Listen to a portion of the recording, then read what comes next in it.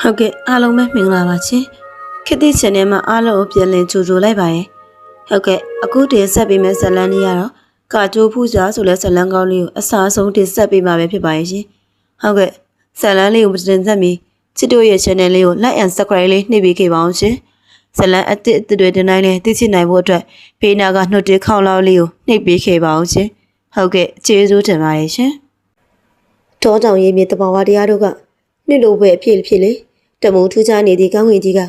ရောင်စုံပကြီးကားကြီးတစ်ထက်တစ်ပွဲကြည့်လို့ကောင်းနေတာထို့ကောင်းကူကြီးအားနှင်းချုပ်စွာကြည့်နေသောကောင်မလေးတယောက်ထို့စီရင်ရုတ်တရက်တိမ်ညိုတိမ်မဲတို့ကတဘာဝဆန်စွာတလိမ့်နဲ့တက်လာခဲ့ကြတယ်မကြာမီမိုးရွာတော့မီပဲကောင်မလေးနှုတ်ခမ်းမှာတိုးတိုးလေးထွက်လာခဲ့တယ်မြေး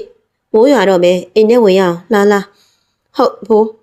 သူမအဖိုးအားပြောပြီးစက္ကနဲ့ထားလိုက်တယ်ပြီးနောက်အပြေးလွှားပြီးအိမ်ထဲသို့ဝင်လိုက်တာလေတိုးသောပြုံးစားကြီးရွာချလာတဲ့မိုးကြောင့်အဝေးအစာအနှဲငယ်ဆိုသွားတယ်အိမ်ထဲဝင်လာလဲသူမကိုကြည့်ရင်မင်းကလေအိမ်ထဲကိုဘာလို့တတ်မဝင်တာလဲလာထီနာကိုကျမတို့မြေးဖို့နေထိုင်ရအိမ်လေးမှာအိမ်ဆိုပေမဲ့တဲတက်တာပဲရှိတာလေအမိုးအကတိတ်မလုံးကျုံချင်ကျဲသောကြောင့်သီးနှံမျိုးစုံစိုက်ပျိုးတာဒီနှံမျိုးစုံပြည့်အတန်မိုးရဲ့ကြောင့်ပြုကြရလေမြေးဗိုက်စာပြီလား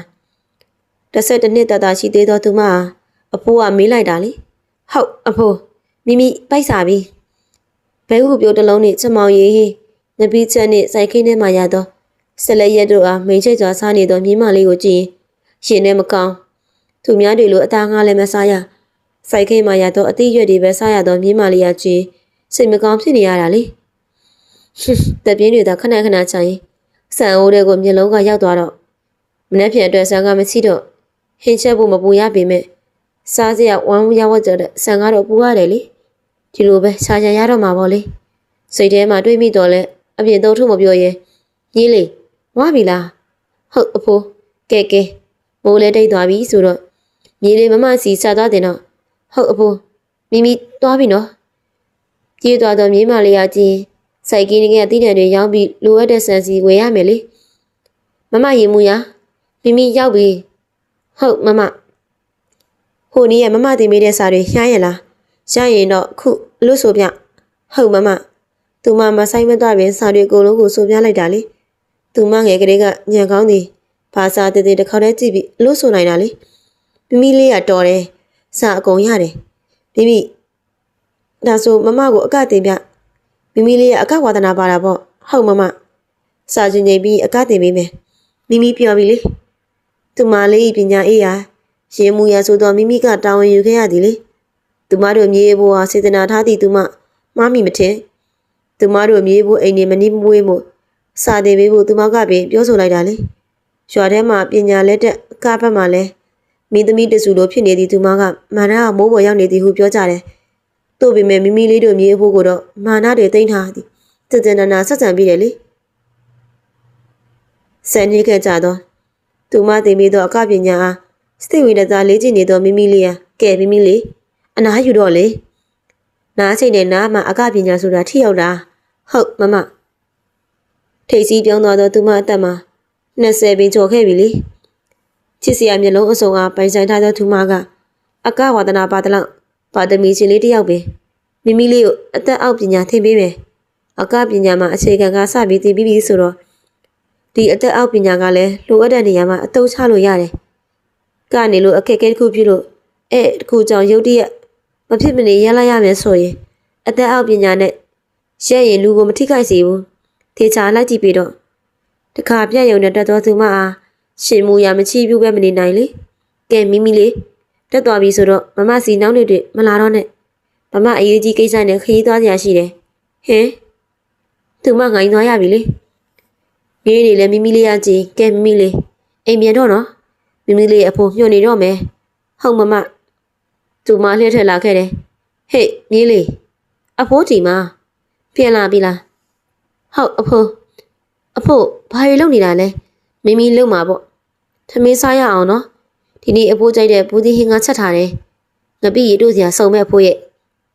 သူမတို့မြေးဘိုးနှစ်ယောက်အားရပါရထမင်းစားလိုက်ကြတယ်အဖိုးမိမိမမစီမသွားရတော့ဘာလို့လဲမြေးရဲ့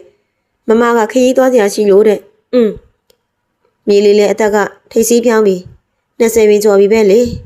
အကပညာအမတဝါသနာပါတဲ့မြေးလေးကိုသူအမတ်မထင်ခြာရွေးထားတဲ့စာအုပ်လေးပေးချိန်တန်ပြီပဲမြေးလေးခဏလေးဆောင်နော်အဖိုးပြကြရှိတယ်ဟုတ်အဖိုးခဏကြာတော့စာအုပ်အဟောင်းလေးတော့ဟိုဟာယူဆောင်လာအဖိုးကသူမကိုလှက်မိခဲ့လေဒီစာအုပ်လေးကအဖိုးအမတ်မတင်တွေးခဲ့တာအကပဒေတာစာအုပ်လိုရေးထားတာပဲမြေးလေးအတွက်အသုံးဝင်မယ်ထင်တယ်ဟုတ်အဖိုးမိမိအလုပ်ကိစ္စတွေပြီးအချိန်အားတာနဲ့အတော်ပဲဒီစာအုပ်ကအတိုင်းလေးချစ်လိုက်မယ်သူမပြောချင်စာအုပ်အားလေးလာနေမိတယ်လေအဖိုးရေအဖိုးအဖိုးဘယ်သွားနေပါလဲစာအုပ်ကလေးကအချိန်ကြာညောင်းစွာလေးကျင့်ပြီးဒီနေ့ဆိုသွားခဲ့သည်မို့ဝမ်းသာအားရအဖိုးအားကြွားရင်သူမအပြေးလေးသွားရှာမိတယ်အိမ်ထဲဝင်လိုက်တော့ဖြာစုပ်လေးပေါ်တွင်ပလက်လေးလဲနေတော့သူမအဖိုးသူမခေါ်ကြည့်သည်မထူလှုပ်ကြည့်သည်တရားမှုမရှိလေရင်မဆန်းကြည့်တော့နှလုံးမခုန်တော့အသက်မရှိတော့အဖိုးဤအုပ်ကူလေးရချင်းသူမရဲ့ရင်များထိမ့်မရအောင်ကြလာသည်လေရွာသူရသားများ၏ကိုညီမှုကြောင့်သူမ၏အဖိုးနောက်ဆုံးခီးလေးကလှပခဲ့သည်ဟုပြောရမည်လေပြေလေးတစ်ချက်တိုက်လိုက်စဉ်သူမစက်ခနဲ့ထားလိုက်မိတယ်လေထို့နောက်မျက်ရည်များကိုတုတ်ကငါတရားတည်းချိတော်တယ်ငါချစ်တော့ပေါ့ငါရက်တီရတော့မယ်သူများအပေါ်မိကိုပြီးအသက်ရှင်ရတာတဲ့ဆိုင်ငါကိုယ်တိုင်စူးစမ်းပြီးရက်တီနိုင်မှာငါဘွားကပို့ပြီးအထိတ်ပဲရှိလိမ့်မယ်ခုချိန်ရစပြီးငါမငိုတော့ငါဘွားကိုငါပြန်တိဆောက်မယ်ဒီရလေးမှနေလို့ငါဘွားငါရီမချက်ငါမျိုးလေးထားသလိုဖြစ်လာမှာမဟုတ်ဘူးဒီတော့ငါမြို့တက်ပြီးငါရီမချက်တွေကိုအကောင့်ထဲပေါ်ပြမယ်ငါဖြစ်ချင်တာကိုဖြစ်အောင်လုပ်မယ်သူမအဖိုးကြီးအုပ်ကူလေးရကတော့ကထိုရီယာလေးမှလေးတွဲကခြေလန်းချင်းထွက်ခွာသွားလေတော့တယ်လေစုလေးမျိုးနာမည်နဲ့လိုက်ဖက်စွာမျိုးအိတစ်ဖက်တဲ့စူတောင်းတပွဲဖြစ်နေသောတောင်တန်းကြီးများရှိတယ်နာမည်ကြီးမျိုးတစ်မျိုးဖြစ်သောကြောင့်ရှည်လက်ကုန်းလန်းလမ်းပန်းဆွတ်တွေရဲ့ချက်ကြသောမျိုးကြီးတစ်ပေထို့မျိုးတွင်အားကြစရာကောင်းသောချမ်းသာကြွယ်ဝပြီးသဘောကောင်းသည့်နာမည်ကြီးတစ်ထေး9ယောက်ရှိတာလေအသက်ငယ်ငယ်လေးများဖြစ်လူကြီးများနှင့်တန်းတူရင်ပေါင်တန်းနေသောသူများမို့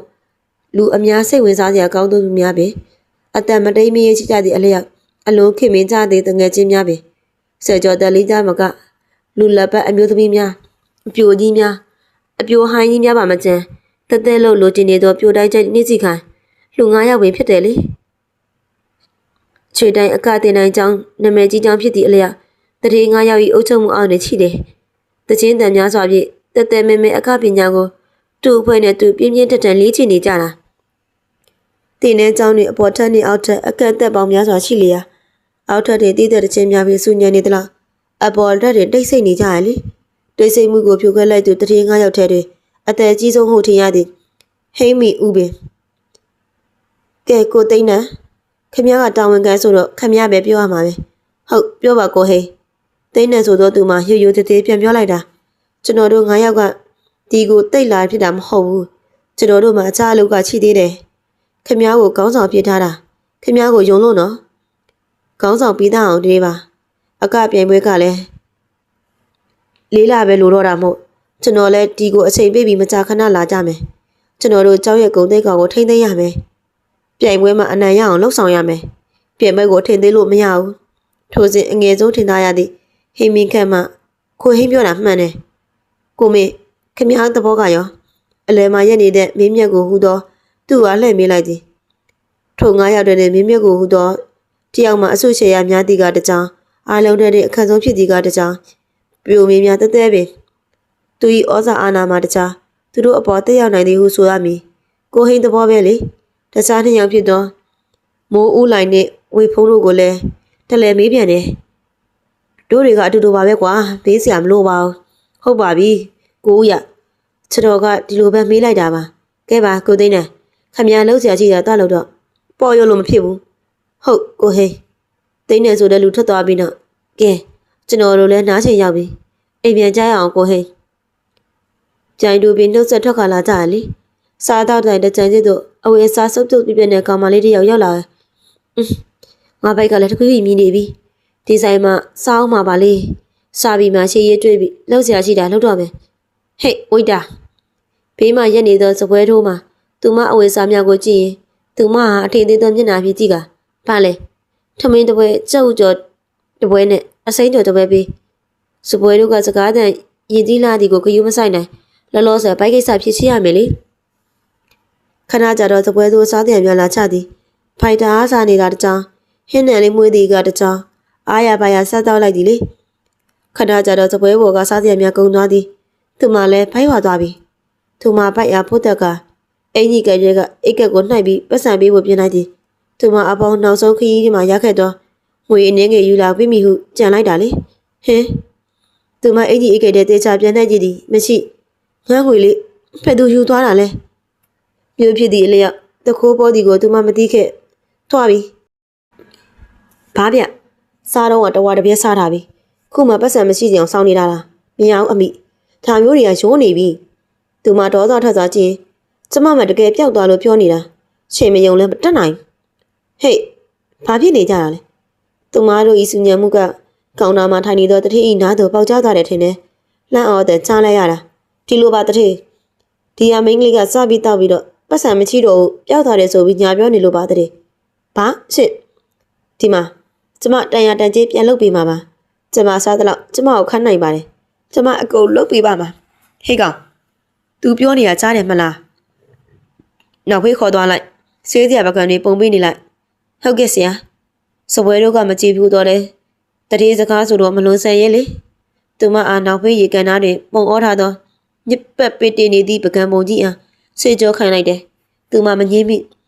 အကျွေးနဲ့တန်အောင်ပင်ပကံပြန်ဆက်ပေးရတော့ထက်ကရောက်လာတော့ပကံများကြောင့်လူဝစိတ်တအားထုံနေပြီလေညနေဘက်ရောက်လာလေအခါသူမအလိုအားလုံးပြီးစီးသွားပြီတတိယသူ့အလွန်တိတဲ့ဖြစ်ခေါက်ဆွဲတပွဲချပေးခဲ့တယ်ဘိုက်ဆာဆာနဲ့စားတော့ပြီးသူမထွက်လာခဲ့လိုက်တယ်လေတိုးတော့သူမဘယ်လိုသွားရမည်မသိ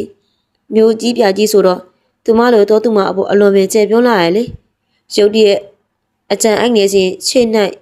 ရှင်တလုံးနဲ့ကျွတ်အိတ်တလုံးများမနိုင်မနှင်းဖြစ်နေတော့မိမကြီးတယောက်တွေ့လိုက်ရတယ်တော်တပိဘာကူညီပေးရမလဲချင်းနောက်ကူဆွဲပေးမယ်တော်သမီးကိုပေးဒေါ်ကြီးကသူမဟာတစ်ချက်ချင်းကျေးဇူးပါပဲသမီးရဲ့စင်ရနည်းနည်းတော့လေးတယ်နော်မနိုင်ရဲ့လားဟုတ်ရပါတယ်တော်သမီးနိုင်ပါတယ်တော်အိမ်ကဟိုနားလေးမှာသမီးရဲ့ဒေါ်ကြီးကအိမ်သို့မကြာမီရောက်သွားတယ်စင်နန်းအာနေရာချပြီးသူမပြန်ထွက်မိပြုနေပါဦးသမီးလေးခုဘယ်သွားမလို့လဲဟင်းသမီးမသွားစရာမရှိပါဘူးတော်သမီးကအလုပ်တစ်ခုလိုက်ချနေတာပါညတောင်ရောက်တော့မယ်သမီးရဲ့သမီးကိုတော်ကူညီပါမယ်ဟုတ်ဟိုချင်တာလမ်းဆောင်ရင်လေညာဘက်ကိုကိုအကားတင်တန်းကြောင်တစ်ခုတွေးလိုက်မယ်အဲ့ဒီမှာတော်ရွှေမကစီရင်မလေအရင်ကတန်ချင်းဝန်ထမ်းလိုတဲ့ပြောတဲ့ကြားတယ်ထမင်းကမနေ့နဲ့နေ့လက်စား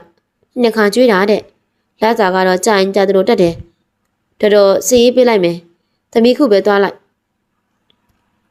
ညနေ6နာရီဆိုတကယ်မကြီးပြိမှမို့ခုသွားရင်မိပါသေးတယ်ချွေးစုပါတော်ကိုသမီးကတော့ခဲ့ပြစင်နော်သူမထိုင်ကတော့လိုက်တော့ဒေါ်ကြီးကစုတွေတတိကြီးဖေးလိုက်တာလေထို့နောက်တော်အားနှုတ်ဆက်ကထွက်လာခဲ့တယ်ရွှေတိုင်းတင်တန်းကြောင်မိအောင်တစ်ဖြက်ဖြက်လက်နေသောဆိုင်းမုတ်ကြီးပေါ်တွင်လှပကြီးရာသာထုံးစားသောစလုံး၅လုံးသူမရှင်ကိုထိစေတယ်လေသူမတက်ချင်နေတဲ့ဓာမျိုးကြောင့်မျိုးခုတော့တန်ချင်းရဲ့အလုပ်သမားဘွားဖြစ်သူမကိုစတင်ရတော့မယ်မဝင်မရေးလေးဝင်သွားရင်လူတယောက်အားစီရင်မှနေတော့ရုံးခန်းမကိုမိကထွက်လာခဲ့ရတယ်ရုံးခန်းအားတွေ့တော့စီရင်မှတယောက်ကအချိုးအချောင်းပြပြကတော်ပေးသောစာလေးပြလိုက်တယ်လေသူမကကောက်သွားတယ်သူမပေးလိုက်တာကတော်ရွှေမမို့လိုက်ချနေစရာမလိုတော့သူမကလက်မှတ်ထိုးခိုင်းကအလုံတန်းပေးလိုက်တယ်လေဝန်ထမ်းကမတက်ပြန်မလုပ်ပေးမယ်နော်မနေ့မှအလုံစင်းပေါ့ဟုတ်လားညီမလေးဝစ်စုံကနှစ်စုံပေးပါတယ်နေရမယ့်အခန်းမလိုက်ပြမယ်ဟုတ်မီးရောက်မိပြထုံးထားသောအခန်းလေးဟာပြကဒါညီမလေးနေရမယ့်အခန်းပဲတကယ်တော့ဝန်ထမ်းကမလိုတော့ဘူးကွာမကသာမန်နေဂျာနဲ့ခင်နေလို့အဆင်ပြေလို့လုပ်ပေးတာဒါကြောင့်ညီမလေးနေရတဲ့အခန်းကသူများအခန်းတွေလည်းမကောင်းတာဒီလိုဖြစ်ပါတယ်ကွာနောက်ပြီးတကားကလုံချုံပါတယ်ကဲမသွားပြီဟုတ်ကျေးဇူးတင်ပါတယ်မကပြုံးမြရင်ထွက်သွားတော့သူမအခန်းငယ်လေးရဝင်တကားအားကြက်ထိုးလိုက်သည်ကလေးစုံလေးတစ်လုံးနဲ့ခေါင်းတစ်လုံးစောင်းလေးတစ်ထည်ထားပဲဖြစ်တယ်လေသူမပါလာတော့လွယ်စုံလေးရပေးနှချလိုက်တယ်ချီတဲ့ပစ္စည်းလေးအားနေရာတကျထားရင်ခေါင်းလေးထက်လှည့်ချလိုက်တယ်လေအော်ဘဝဆိုတဲ့လောကကြီးကိုသူမစတင်ရတော့မယ်မဟုတ်လား ဖိုးဖိုးအားတတိယနေတော့တိမ်ငယ်စိတ်အားငယ်စိတ်များမျက်ရည်များဖြင့်ပြောင်းလဲဖြစ်လိုက်တယ်မနေ့ပြန်အစားလို့သူမကိုအားကိုးရမည်မဟုတ်ပါလားခေါင်းတစ်ခုလုံးမျက်ရည်ဆွဲသွားသည့်အထိအားရပါရငိုချလိုက်ရင်အိတ်ဆက်သွားရဲ့လေမနေ့ပြန်ဆိုတာရှိနေသည့်အိမ်သားတွေတန်ရှင်းပြီးပြန်အလားအနီတာဆိုသောမိန်းကလေးအားသူမဝင်တိုက်မိတယ်ထိုဒီကသူမရဲ့မဟာကန်ဆိုးခြင်းပေါ့သူမဒီကိုရောက်နေတာတစ်ပတ်လောက်ရှိပြီမို့တင်းနှဲကအကြောင်းနေနည်းနည်းပါးပါးတော့တိခောက်မိပါတယ်အနီတာဆိုတာအကအတော်ဆုံးမိန်းကလေးဖြစ်ပြီးငွေချင်းကြေးချင်းဖြစ်ရင်မှောက်မာတာသူမတငယ်ချင်းတစ်ယောက်ကလည်းသူမနေတူမှမှကြရလေတထေသား9ယောက်မှလွှဲရင်မြည်သူကိုမှမကြောက်မနေကြပြီသူမဟာရိုးရိုးသေးသေးဆက်ဆံရတယ်လူတယောက်လုံးလာတာမမြင်ဘူးလားနင်းမျက်စိဒီလောက်ကန်းနေတာလားကျမတောင်းပါပါတယ်မအန်နီတာ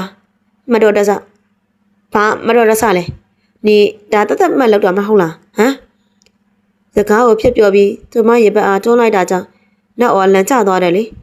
မအန်နီတာမလွန်လာနဲ့နော်ကျမတောင်းမှန်ပြီးပြီပဲတော့သူမလေးမို့မာနာကတော့ချက်ချင်းထောင်လာပြီးတတိနေပြန်ခဲ့ရတယ်လေဘာလဲနေကငါနဲ့ရှင်းချင်တာလားနေပါအောင်ဟိုနေ့ကငါတို့အကတင်နေတဲ့အချိန်နေတောင်နားမှာခိုးပြီးတင်နေတာထွက်ပါတယ်နေကတက်ရင်ငါနဲ့ပြိုင်မယ်လေဘလို့လဲပကုံးနှစ်ပတ်တို့ပြီးပြောလိုက်တဲ့အန်နီတာကြောင့်သူမနည်းနည်းချင်သွားတယ်လေကျမမပြိုင်ရင်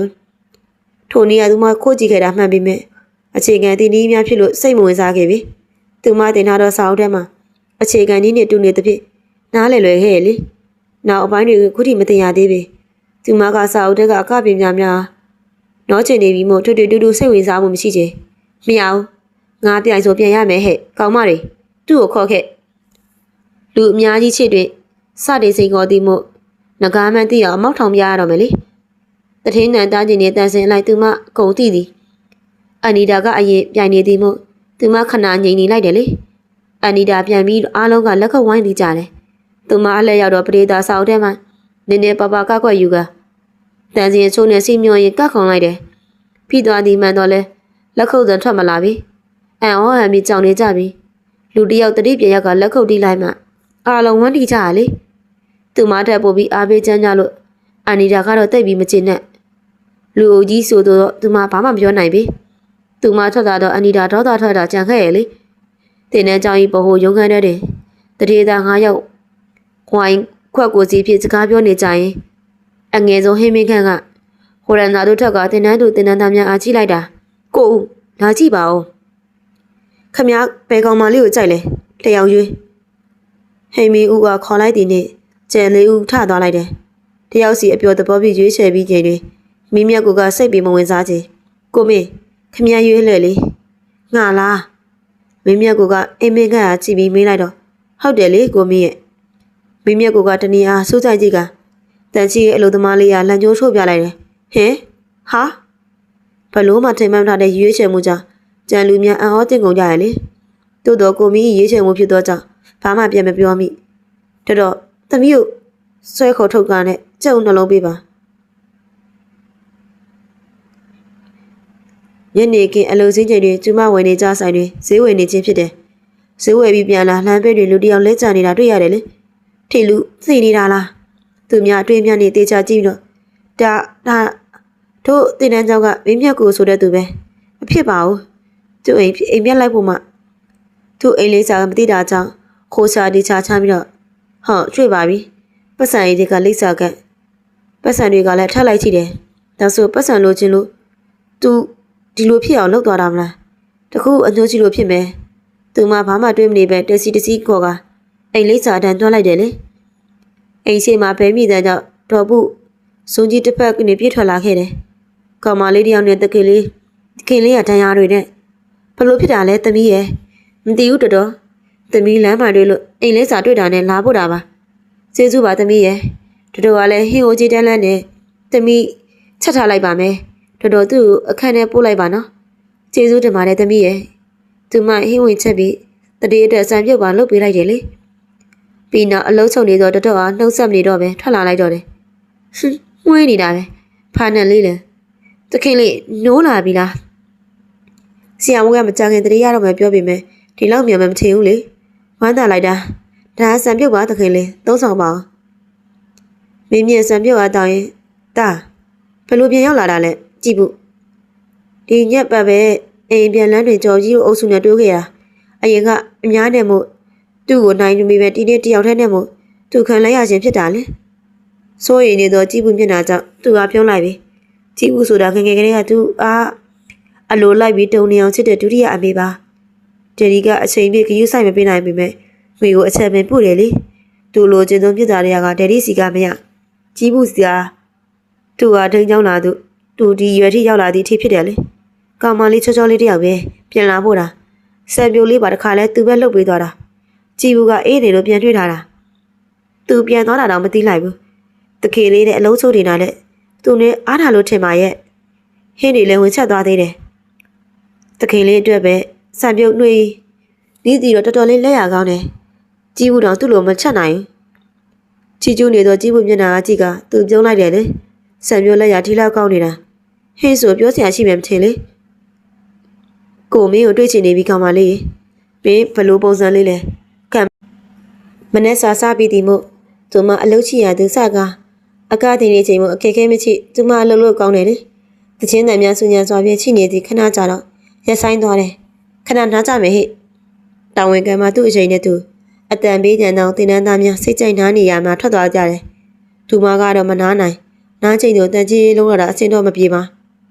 ခုလဲပါဒုက္ခပေးဖို့ရောက်လာပြန်ပြီလည်းမသိအန်နီတာဆိုတော့မိန်းကလေးနဲ့နောက်လိုက်ကိုထင်ရသောကောင်မလေးနှစ်ယောက်သူမစီတို့ဦးတီဗီလာနေတာလေထို့နောက်သူမတန်ချီရေးလုံနေသောနေရာနဲ့မနီးမဝေးမှထိုင်ပြီးသူမဟာဒုက္ခကောင်းကောင်းပေးနေတာလေတန်ချင်းပြီးသောနေရာများသို့အမှန်များကဖွားခနဲ့ကျလာပြန်တယ်ထိုစဉ်သူမကိုအလုပ်ပေးသောတာဝန်ခံအမျိုးသမီးလာလေတယ်ဒီနေရာတွေလုံနေတာကြာပြီမပြီးသေးဘူးလားဟိုသူမအထက်အငငေါဖြစ်နေစဉ်ပတ်စံကိုအချောင်လိုချင်လို့လားမသူများပတ်စံလိုချင်တံခွက်ပြန်ပြရတယ်ဟဲ့နင်တို့လိုလူမျိုးတွေရှိနေလို့မတိုးတတ်တာဒီနေ့တောင်ဝင်ပေါ်ရလို့အချိန်မိုးဆင်းရမယ်ကြာလားဟုတ်ကဲ့သူမဘာမှပြန်မပြောနိုင်မတတ်နိုင်ဘူးလေကံပေါ်ပဲပုံချရမည်လား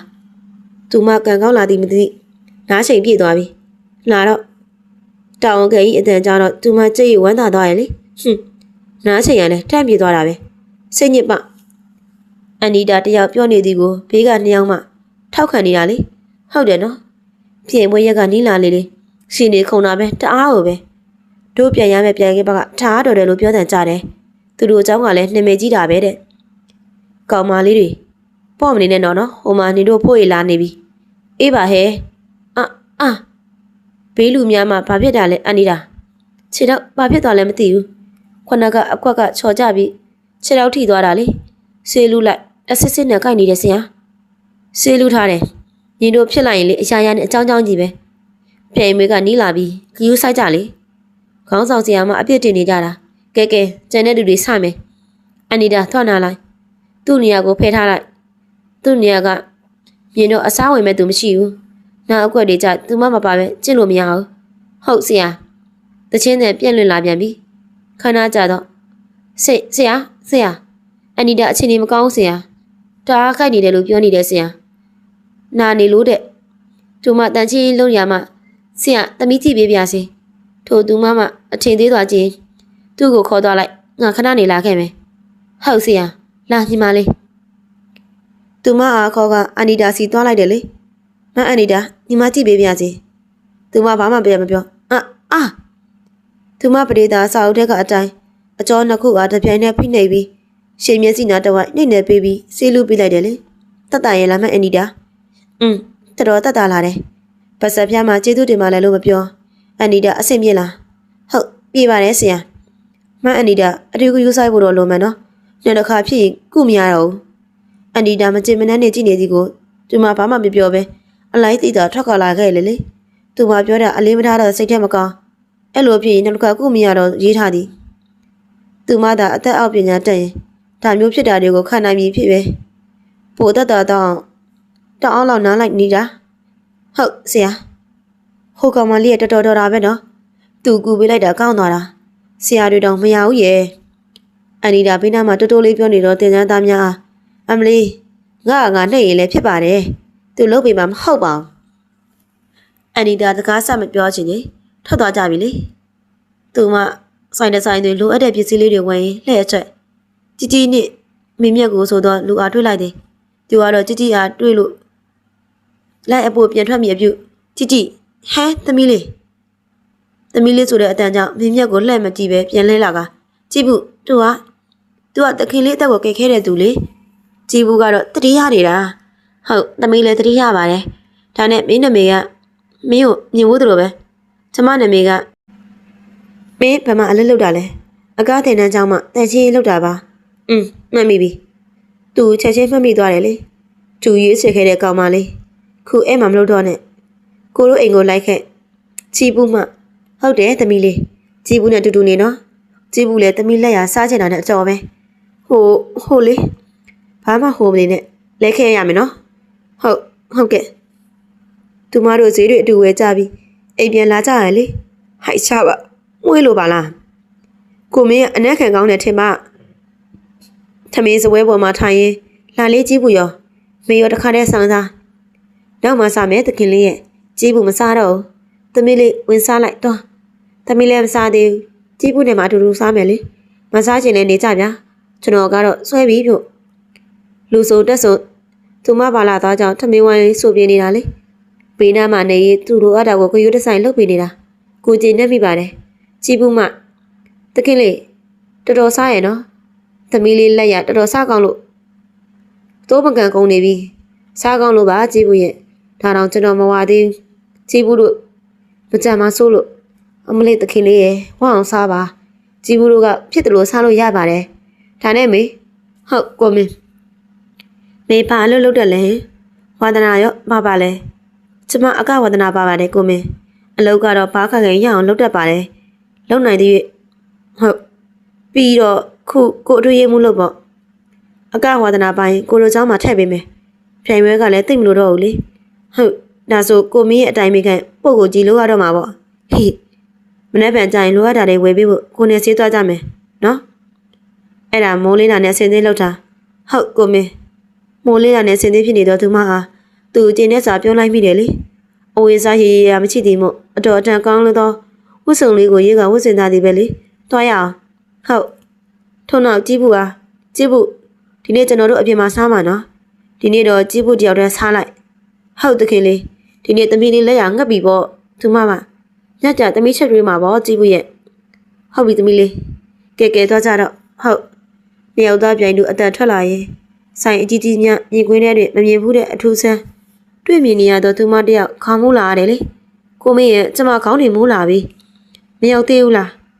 ရောက်တော့မှာပါကိုမင်းဆိုင်ကနည်းနည်းတော့ဝေးတယ်ဟိုမှာမြင်နေရပြီသူမလက်လေးကိုဆွဲပြီးဆိုင်ထဲသို့အဝင်လာခဲ့တယ်ဟာအကိုလေးလာတယ်အော်တန်ကြောင့်လှဲ့အကျညလုံးမုံများစွာကသူမကိုကင်ထားတော့လက်စီတော့အကိုလေးဘာများလုပ်ပြရမလဲဆိုင်တာဝန်ခံဝတ်ထင်ရတော့အချောင်းမကြီးမှကိုမင်းကပြောလိုက်တာလေသူမနာမည်ကမေကျော်ချင်းတဲ့သူနဲ့လိုက်ဖိုက်တဲ့ဖက်စင်အစ်စ်လုပ်ပြီးဟုတ်အကိုလေးလာကောင်းမလေးမမီနဲ့လိုက်ခဲ့သူမကိုဆက်ကော်သွားပြီးအထင်းကန်းစီတို့မယောင်မလဲပါသွားတယ်လေဒါမြင့်အနေစားလေးစီးပေမဲ့အတန်ကတော့ကျေလောင်စွာထပ်ပေါ်လာပြီလေသူမခြေထောက်မှနေအဖော်တို့ဖြည်းဖြည်းချင်းစိတ်လိုကြကြည့်လိုက်တော့စောင်းဆုံးကာလာမြတ်ချေတာတော့ချစ်စရာမျက်နှာလေးနဲ့အနမ်းရောင်ကိုကျက်အင်ကြီးလေးမိကိုရောင်ပေါင်းမိချေလေးနဲ့တွက်ဝဲထားပုံလေးများရိုမတ်တစ်ဆန်လာရလေငကိုတွေကအချိုးကျလာတော့ခန္ဓာကိုယ်လေးကြောင့်ပြင်ဆင်ထားတော့ကြတော့ထိနေချာချာလေးပေါ်လင်းနေပြီလှက်လိုက်တာမေရဲ့ကိုမင်းနော်မေမနေတတ်တော့သူမချက်စနိုးဖြစ်ပြောလိုက်တာလေဖနက်ကတိတ်အဆင်မပြေဘူးကိုမင်းရဲ့ကျမမချိတတ်ဘူးကိုမင်းကိုထိတ်ပြီးအသာကင်ရွယ်ပေးမယ်အဆင်ပြေသွားမှာပေါ့ဟုတ်ကိုမင်းသူတို့ကိုအကတင်တန်းကြောင်းသွားမယ်နော်မင်းကိုတင်တန်းမှာတွေ့ပြရအောင်ပါဟုတ်သူမကျင်းတဲ့စွာပြုံးမိတယ်လေတင်တန်းကြောင်းရောက်တော့ဟဲ့အိုးတင်တန်းကြောင်းသားများ၏အတန်ကြောင့်သူမခါလေးဆက်ခနဲ့မတ်တက်ရသွားတယ်ကိုမင်းကသူမလက်လေးကိုဆွဲကန်ကဘာမှမဖြစ်နဲ့မီကိုချိတယ်သူမနည်းနည်းတော့လမ်းမိတယ်လေအလားစင်ပြင်းမှာတင်ကတင်တန်းမှာပါဝိုင်းကြည့်နေကြတော့သူများကြောင့်သူမကိုသူမချက်လာမိတယ်မေရှင်ကိုမင်းခုံအားညွန်ပြကမေဒီမှာထိုင်ပြီးကိုမင်းကိုခဏဆောင်အောင်တော့ကိုမင်းတွက်လိုက်အောင်မယ်ဟုတ်ကိုမင်းဟဲ့ဟိုမှာထိုင်နေတာတန်ချင်းအလုပ်သမားမှုလား तू ကဘလို့လို့တတိချစ်သူဖြစ်သွားရတာလဲ तू မหนีရဲနေတော့မျက်နှာလေးငုတ်ထားမိတယ် မနေမဝေးမှာအတင်းပြောနေတော့တင်တန်းသားများမသိကြံဆောင်ပြီးနေလိုက်တယ်လေတိုးတော့အတန်တွေကအတိုင်းသားကြားနေရတယ်နေရလဲဟဲ့ငါတို့တတိကပေတုံးကအတီတွဲခဲ့ဘူးလေတလားတယောက်တောင်ပြောင်းနေတာ哦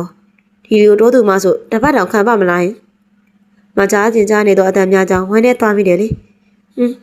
ဒါဆိုကိုမင်းကငါ့အပျော်သဘောနဲ့တွဲတာပေါ့နော်မေရှင်ကိုမင်း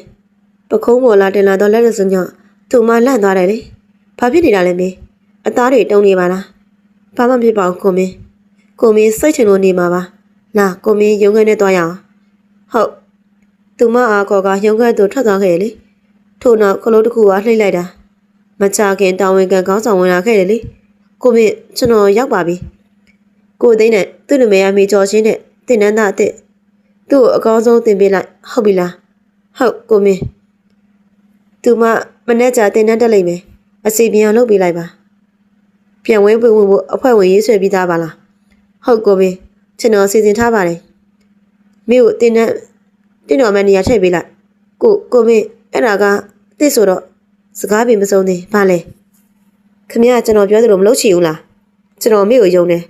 မဟုတ်ပါဘူးကိုမင်းကျွန်တော်ထည့်လိုက်ပါမယ်ကောင်းပြီဒါဆိုသွားလို့ရပြီတိတ်တဲ့ဟိုတော့သူ့ထွက်သွားသားမိအပြုနေအောင်ဟုတ်ကိုမင်းဘာများလဲမနေ့ကျွန်တော်မလာနိုင်ဘူးသူ့ကိုကောင်းကောင်းဆက်ဆံပါမဟုတ်ရင်ကျွန်တော်လည်းတွေ့မယ်ဟုတ်ကိုမင်းရပြီသွားလို့ထို့သူဘာမှမပြောဘဲလှည့်ထွက်လာခဲ့တယ်လေကားဆန်တဲ့ရစဲမှုကြောင့်ကြည်ဘူးအလုံးချုံနေရမှာထွက်ကြည့်လိုက်တော့ဟဲသမီးလေးရေလှားလိုက်တာလူမှားသွားတာပဲကြည်ဘူးနော်မြောက်နေပြန်ပါပြီသမီးမနေတတ်တော့ဘူးမမြောက်ပါဘူးကွယ်ကိုမင်းမကျွန်တော်ဆွဲထားလိုက်မယ်ကြည်ဘူးရေမေးလေးပေါ်မြောက်သွားမှာဆိုလို့သူမဝိုင်းစာနေကြလေညနေစာချက်ကျွေးဖို့ဒီမှာသမီးအစုံဝင်လာတယ်အတော်သမီးလေးရဲ့ကြည်ဘူးတဲ့ချင်းလောက်ရတာနဲ့တစ်ပင်တွေလက်ရည်လောင်းရတာနဲ့ဘာမှချက်မရသေးဘူးဟုတ်ပြီကြည်ဘူးနေထိုင်နေနော်ကျွန်တော်သူနဲ့ဝိုင်းကူလိုက်မယ်ကဲထင်းကြီးဒီလောက်မှုန်နေတော့ချက်ကြရေးကြည်ဘူးစားဖို့စောင့်နေမယ်ဟုတ်ကြည်ဘူးသူအဝေးစားတွေလဲပြီးမိဘကတည်းကဝင်လာခဲ့လေမိရသူ့ထက်အရင်ရောက်နေပြီလက်ထဲမှာလည်းဟင်းရက်တွေထွေးနဲ့မေကိုပါကူရမလဲကျက်တူနီနဲ့ကျုပ်တူမျိုးလှိပြီးထောင်ပေးမေဟင်းရက်တင်နေတော့ဟုတ်ပြီမေခဏကြာတော့ပြီးသွားပြီမေ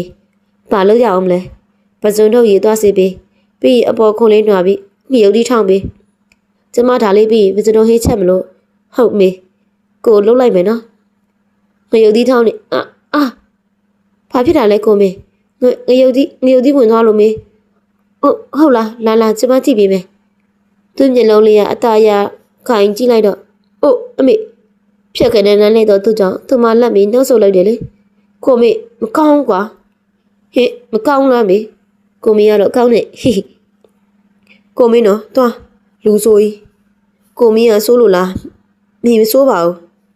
သူများကမျက်လုံးတက်တကယ်ဝင်သွားပြီမှတ်လို့စိုးရိမ်နေတာကိုကစတာပါပြောရင်ပြန်ထောင်းကမေခုကတကယ်ဝင်တာကိုမေနော်အဖို့လေမဟုတ်မေတကယ်ပါသူပြောရင်မျက်ရည်များကျလာတယ်သူတကယ်မျက်ဝင်သွားတာလည်းထင်တယ်သူမအပြေးလွားပြရခတ်နေမျက်လုံးကလောက်ကင်ပေါ်အဖြစ်တွားယူကနှက်ခမ်းပြမှုတ်ပေးလိုက်တယ်လေတက်တာရလားကိုမေတက်တာတယ်တွားကြည်ဘူးနဲ့တွားထိုင်ကြည့်တော့ကျမပါသူ့လုံးလိုက်မယ်သူကမတွားချင်အင်တင်လုံနေတဲ့ဖြင့်ကိုမေမတွားရင်ငရုတ်တိထထောင်ခိုင်းပါနော်အဲ့ခါမှာငရုတ်တိတော့အတောင်းလိုက်ဝင်လိုက်မယ်ဘာမှတ်နေလဲသူမကြောက်လက်နဲ့ကြားနဲ့ဒါဆိုကိုပြေးပြီဒါမျိုးကြာမြန်လိုက်တာဟိစောကမျက်ရည်ကျနေတာသူကပြန်မြင်အောင်ကရှီလိုက်မိတယ်လေသူတော်ဤသွားမှာပဲဟိဘက်ကတခုပြီးတခုလာနေကြတော့မေးကြောင်သူနေကြည့်ဘူးတတွေးတွေမျိုးချနေမိတယ်လေဘာဟင်းတွေလဲမေးပြောပြပါအောင်ဒါဟင်းညွန့်တွေကိုဟင်းကြိုချက်ထားတာဒါလေးကပစုံထုတ်ကိုနည်းနည်းမလေးအုပ်ပြီးချက်ထားတယ်ကိုမင်းထောင်းတဲ့ငရုတ်သီးလေးလည်းပါတယ်ဒါဘဲဥချီရင်ငပီးချက်နဲ့တို့စရာလဲစုံပဲကဲဟင်းပကံတွေရောဓမင်းပကံတွေကောစုံပြီးဆိုတော့စားလို့ရပါပြီသူတို့၃ယောက်မိန်ချစ်ရေစားလိုက်ကြရလေဟိုမှာလာနေတာတန်ချီမမလားတင်နန်းသူဝင်ခါစားချီသေးတယ်မကြားကျင်သောစကားကိုအရင်ချလိုက်ရတာရင်ထဲမကောင်းတော့လေဝိုင်းကြည့်နေကြသောမျက်လုံးတွေကိုလည်းရင်မဆိုင်ရဲထို့နောက်အားတင်းကငါနောက်တော့အချိန်ပြေသွားမှာပါလေကိုအားတင်းကချစ်ဆက်ချောက်လာခဲ့တယ် တွေ့ပြီအန်နီတာဆိုသောမိန်းကလေးအန်နီတာလည်းသူမကိုမြင်သွားတာအလုံသမားမပါလာလောက်တာလဲသူမအားတေးချကြီးကအမေ तू ကအဝေစားတွေတန့်လို့ပါလားဖေကခိုးလာလဲခနဲ့တဲ့လေတံဖြင့်ပြောလိုက်ကသူမမနေ့ကတင်တန်းမလာတဲ့ဖြင့်မနေ့ကအကြောင်းတွေမသိချင်းပဲလေညီမလေးလာပြီလားကိုမင်းဖုန်းဆက်ထားပါတယ်ဟုတ်အကိုလာညီမလေးလာဒီဘက်ကိုဟုတ်အကိုထောင်ဝကကောင်းစော်ကယူသေးသောဆက်ဆံနေသည်ကိုအနီတာတယောက်နားမလည်နိုင်စွာသူမဘေးနားမှာတငယ်ချင်းများကမနေ့ကဖြစ်ပျက်ပုံကိုရှင်းပြလိုက်တယ်လေโอเคရပြီနော်ညီမအကိုပြနေတာနေမှတ်မိရလားဟုတ်ကဲ့ပြန်လို့ပြအောင်ဟုတ်သူမကကောက်ကွက်များကိုကြည့်ကခေါင်းဆောင်အံ့ဩနေတယ်လေမြင်မြန်ဆန်ဆန်တက်ပြောက်တော့သူမဟာစီမကျူးပဲမနေနိုင်သူများတွေနဲ့နှိမ့်နှိမ့်ချီပေးတင်ရသောကောက်ကွက်များနိုင်ပန်းနဲ့အကုန်းစင်တက်မြောက်သွားတယ်လေတိတ်တော်တဲ့ညီမအကပါရမီရှင်လေးပဲလက်ခုပ်တီကပြောလိုက်တော့ခေါင်းဆောင်စကားကြောင့်သူမပြုံးယုံပြုံးပြလိုက်တယ်လေသူ့မေးသောကောက်ကွက်တွေကသူမအတွက်လက်ကူလုံးနေသည်သူမငယ်ချင်းကလေးကတင်ရတာအကတွေပဲအကပရိသတ်တွေထဲမှာလည်းအနှဲငယ်ပါရဲ့လေသို့တော့သူမအတွက်အခက်အခဲမရှိပဲညံလို့ကောင်းတော့သူမအတွက်တစ်ခါပြရုံနဲ့မှတ်မိချင်တာအဆိုညီမဟုတ်သူတွေနဲ့လေးချင်းလို့ရပြီဟုတ်အကူအားလုံးအဆင်သင့်ဖြစ်ပြီလားစမယ်နော်ညီမအဆင်ပြေလားသူမပဲလှည့်မိတော့ကောင်းတော့ကြောင့်ဟုတ်ပြေပါတယ်ကဲဒါဆိုစပြီတချင်းဖွင့်ကာကွယ်ဟန်တွေကတကွက်တိုင်းအသက်ဝင်လာတယ်သူမကအနီတာတော့မှာပဲအနီတာကအရေးကြီးသောနေရာကိုယူထားရတာလေသူမကပန်ဖိုးသူအဖြစ်တလားကကြတော့မေအဆင်ပြေလားဟုတ်ပြေပါတယ်ကိုမင်းခိုးရတော့မလို့လားဟုတ်ကိုမင်းလည်းဒီနေ့နားတယ်မိကိုလိုက်ဖို့မယ်နော်ဟုတ်သူမပျော်ချင်စွာကောင်းချင်းလိုက်တယ်လေလက်တွဲဝင်လာတော့သူတို့စုံတဲ့အားသဘောကျတာကြည့်ကြတယ်အရင်တော့မစိုးတော့ပဲတိုးတော့အနီယာကတော့သူမကိုတိတ်မကြည့်ပဲလူမှုရေးအရာဆက်ဆက်နေသည်ပြီကိုမင်းကြည့်မယ်နော်ထွားလေးချင်းချင်းဟုတ်တချင်းတန်များဖြင့်ဆူရနေတော့အချိန်ခဏတာကုံဆုံးသွားသည်လေအာ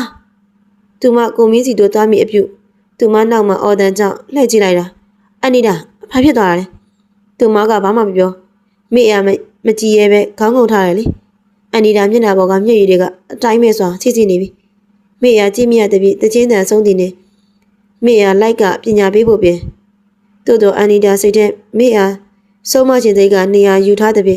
တချင်းမရက်ခင်အကွက်မှားပြီးခြေထောက်တစ်ဖန်လွဲသွားတာအနီတာဖြစ်ပြန်ပြီလားသူမဟွာနေသွားတယ်လေသူမခြေထောက်ကကောင်းရင်လမ်းမမြင်တော့နှခါချိသွားပြီပေါ့အကြောထိခိုက်သွားဆေးရုံအမြန်ဖို့လူတွေအော်တန်များချုပ်ထွေးသွားတယ်လေအန်ဒီတာမျက်နှာကြည့်လိုက်တော့သူမအားတောင်းပန်တယ်လို့ဆေးရုံကခေါ်သွားသည်ကိုကြည့်ရင်မျက်ရည်ဝဲလာမိတယ်အန်ဒီတာနေရာမှီကြောချင်းဝင်လိုက်နော်ဒီနေရာကအရေးကြီးတယ်ဆိုတော့ခီယူတစ်ဆိုင်လှုပ်စေခြင်းနဲ့ဟုတ်သူမလေးနဲ့စွာဖြေချလိုက်တယ်ထိုနာခေါင်းဆောင်ကဆက်လိုက်၍ထိုနေရာကိုအစ်စ်လေးကိုလဲတွဲပြီးတော့ကျန်တဲ့လူတွေပြောသူမလေးကျင်နာကြပြီဖြစ်တယ်လို့အကားပါရမီချင်းရောက်လို့လည်းမြင်ရပါပြီသူမကကားကွက်တွေကိုကျွန်တော်ကြည့်ပြီးပါပြီအရန်ဆက်တဲ့လို့သူမကိုမိနိုင်တဲ့သူမျိုးမကြည့်လို့ရွေးချယ်တာပါကျွန်တော်ယုံကြည်တယ်အားလုံးသဘောတူလားထေသန်းသားမြတ်မှာသူမရဲ့စွမ်းရည်ကိုသိနေသည်မို့အဆင်ပြေပါတယ်ဆရာโอเคဆက်လေးကျင်ကြတာပေါ့ဟုတ်ဆရာအိမ်ပေါ်တက်ကဆင်းလာပြီးမိတန်ကြောင့်သူမလှည့်ကြည့်လိုက်တယ်ပြေမွေးကမနဲ့ဖြန်တော့မေးရှင်တွေခုံနေပြီလားခုံတာပေါ့ကိုမင်းရဲ့ဒီနေ့တင်တန်းသွားစရာမလိုတော့ဘူးဆိုတော့ကြီးဘူးနဲ့တူမောင်ဟင်းကချက်စားရအောင်ထိုအခါကြီးဘူးမှဟုတ်တယ်သမီးရဲ့သမီးလုပ်တဲ့မောင်ဟင်းကလည်းမစားရတာကြာပြီစားကျင်နေပြီဟုတ်ပြီလေဒါဆိုကိုမင်းကျမတို့ပစ္စည်းလေးတွေတောင်းဝယ်ကြတာပေါ့โอเคလေသွားမယ်ကျမအဝယ်စားမလဲတော့ဒီတိုင်းသွားမယ်အဲ့ဆိုကိုမင်းလည်းမလဲတော့ကြီးဘူးသွားပြီနော်အေးကားကိုဖြည်းဖြည်းမောင်းသွားနော်ဟုတ်ကားဆက်ရတဲ့ကြောင့်ဟိုနှစ်ယောက်ဖြစ်လာပြီတဲ့ညင်လိုက်တာခုနမှသွားရသေးတယ်ဘာကြံခဲလို့ပါလေကြည့်ဘူးအပြေးလာသွားကြည့်လိုက်တော့တခင်ပင်ကနေဘလို့နိုင်ငံသားမှာတစ်နှစ်လောက်နေဦးမယ်လို့ပြောထားတော့တခင်ကြီးကအခုချိန်တွေးလိုက်ရတော့ကြည့်ဘူးလန့်သွားရပဲဟုတ်တယ်ငါပြန်လာတာနေ့တခင်လေးရောတခင်လေးဟိုတာအဖြစ်သွားတယ်တခင်တယောက်ထဲလားဘယ်သူပါသေးလဲဟိုဘယ်သူမှမပါပါဘူးတခင်တော်ဘူးဒေါသတကြီးခေါ်လိုက်တော့အတန်ကြောင့်ကောင်မလေးတယောက်ပါပါတယ်သခင်ကြီးကြီးဘူးအကုန်လုံးအမှန်တိုင်းပြောပြတယ်ကြီးဘူးရေသမီးတို့ပြန်လာပြီ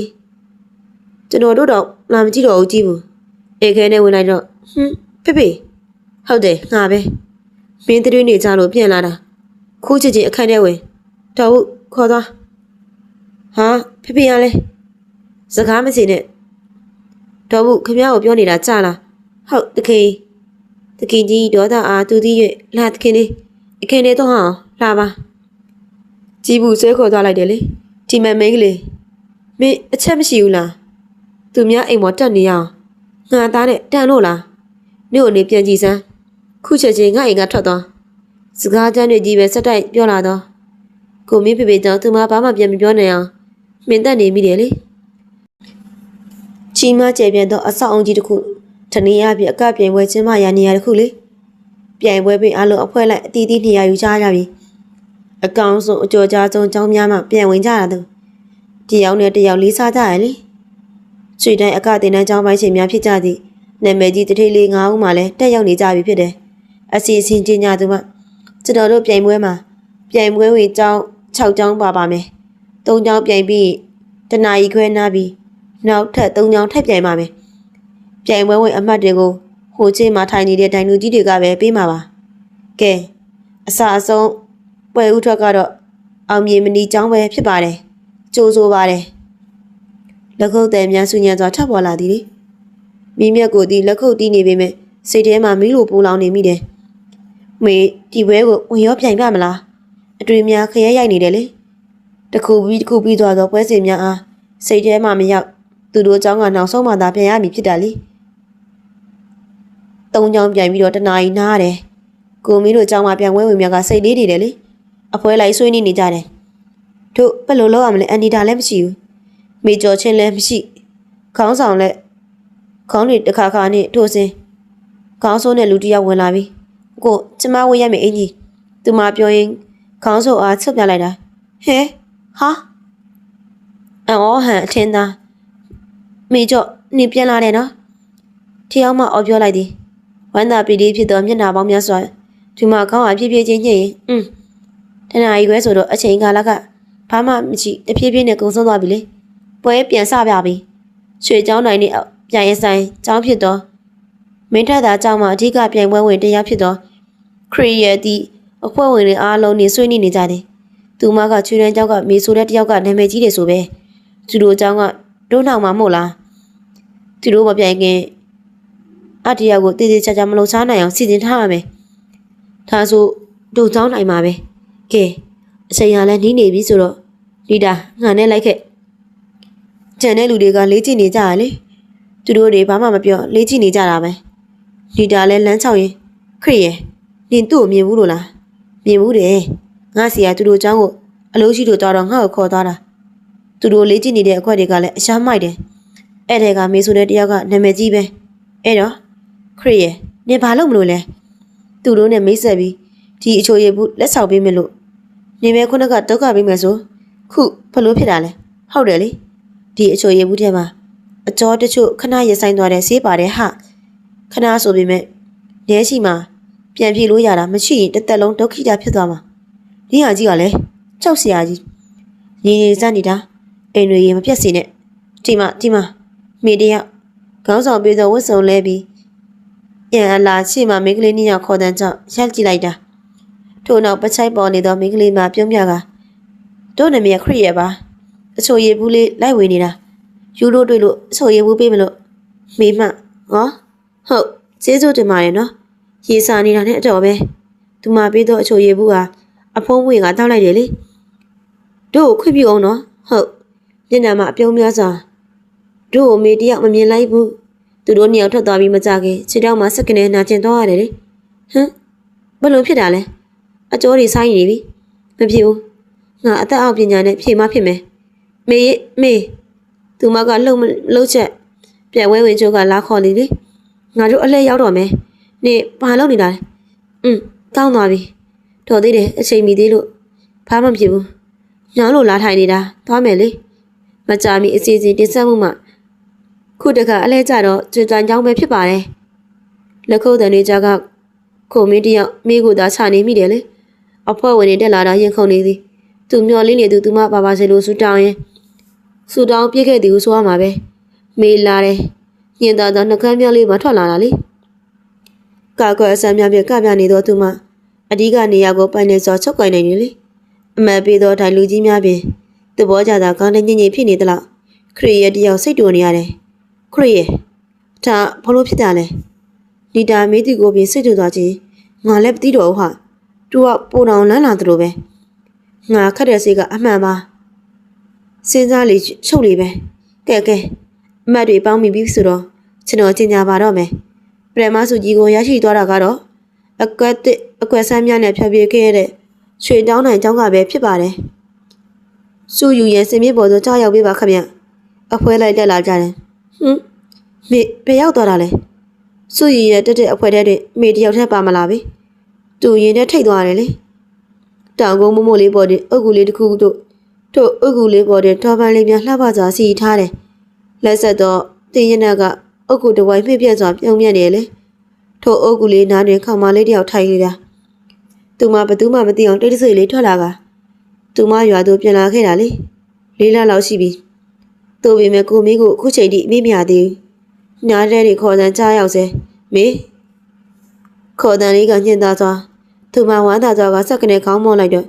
ထိုးနောက်တစ်ပန်းကြားကကိုမင်းကဘယ်လိုငတ်စီလာမှလဲထိုးစဉ်ခေါ်တန်းတစ်ခုတေချာကြားလိုက်ပြီမေသူမနောက်သို့လှည့်ကြည့်